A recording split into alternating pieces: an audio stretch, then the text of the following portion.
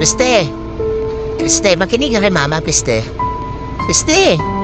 Ba't ba hindi ka, tumingin sa akin?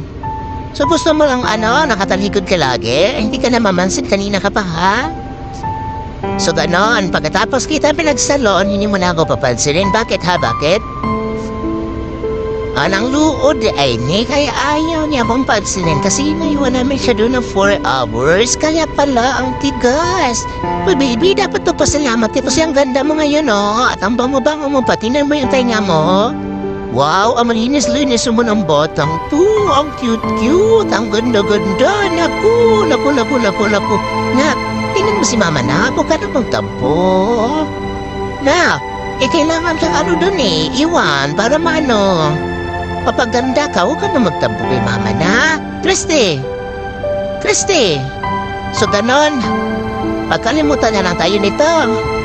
Ayaw mo talaga akong pansinin. Sige na, papasiga na kay mama. Di ba, Kriste, ang galing mo magkanta ng awu. Bataan mo si mama na, Kriste Bear. Bataan mo si mama, hoy. Ay, wala talaga akong magagawa. Ayaw niya talaga akong pansinin. Nagtatampo talaga si Kriste Bear. Agoy, naku, nalatalo ka. Hilas na dyan ganing bataan Ay, Kriste, tingin ka kay mama, nak. Sige na, nak. Tingin niya kay mama. Laplap to ni mama, Sige na, tingnan mo si mama. Ayaw mo talaga. Sige, di na natin pilitin. Ay, naku, gigil mo ako. Ang kit-kit mo.